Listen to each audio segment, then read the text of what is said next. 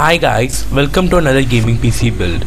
Today we're going to be building a gaming PC for $1,500. Now, this is a high-end gaming PC designed to give you maximum performance out of your games and also pretty much anything you throw at it like video editing or audio production, etc. To start off, let's take a look at some games running on the $1,500 gaming PC.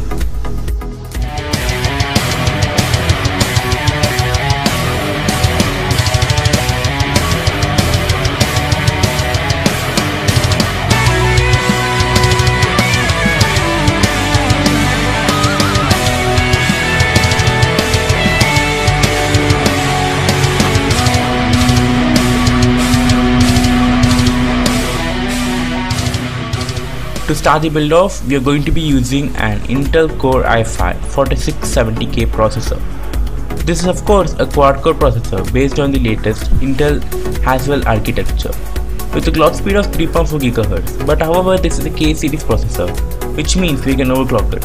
And don't worry, the rest of this build is designed to work with that as well. You can expect to get anywhere between 4 to 4.5 GHz with this processor. Overall, this processor is a great deal for about $210. To keep our CPU cool, we are going to be using the Noctua NH-D14. Air coolers are usually overlooked in the midst of water coolers. Now, this is of course really going to be aimed to give you a much better overclock on an i5. However, this one is a solid air cooler which gives water cooler a run for their money. Noctua fans may look ugly, but they are the best in class in terms of performance. When you consider that you don't have to worry about leaks in your PC, but also get the performance similar to a water cooler, this CPU cooler is a great deal for about $70.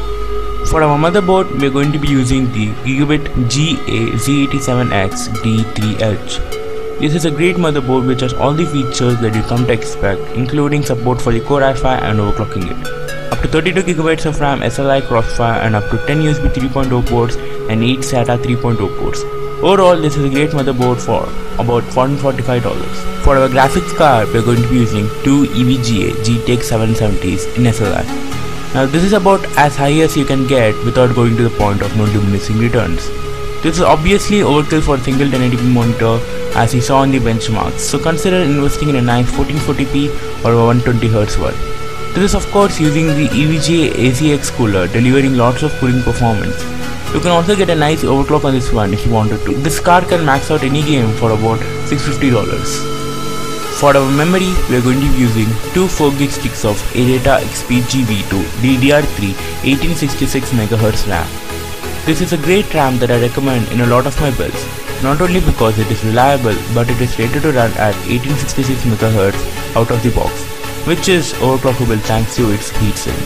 If 8GB isn't enough for you in the future, you can upgrade it to 16GB in the future if you wanted to. This RAM is currently on sale for about $70. For our SSD, we are going to be using a 240GB Crucial M5 Android drive. An SSD really makes a huge difference in day-to-day tasks. I really think SSD is a must in this budget. However, this one is a solid SSD. It definitely has 240GB, which is enough if not plenty for your OS programs and maybe some games.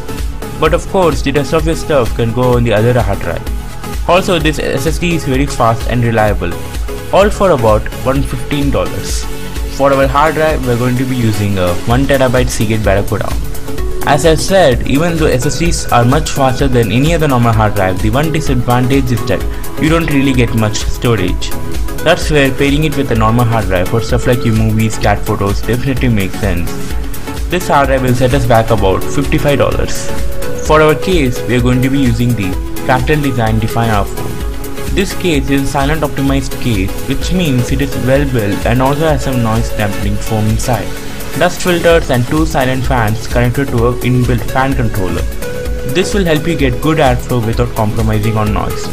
As this is a full-sized ATX case, you have plenty of room for your motherboard, two graphics cards, additional hard drives, and also more importantly, it will fit the giant Noctua heatsink perfectly, without which a lot of cases don't do. However, cases are a matter of opinion, so you may want to look at the Phantom 410 or the HARF 922 if you don't like this one.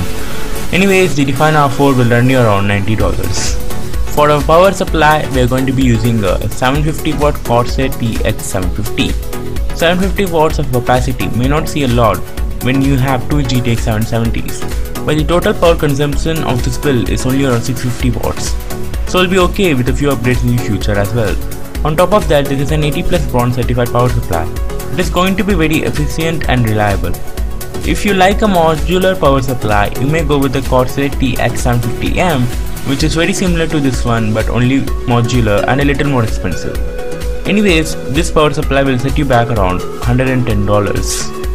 So there you go, everything you need to build yourself an awesome $1500 gaming PC. Of course, prices are always changing, so I have links to all the parts mentioned in this video in the description right below the like button. If you are interested in more builds, feel free to check out my other build videos. If you enjoyed, definitely leave a thumbs up and subscribe for more PC builds like this. Also, a big shout out to my friend and fellow YouTuber JTech. Go check him out, he makes great videos. Anyways guys, I'll catch you next time. Peace.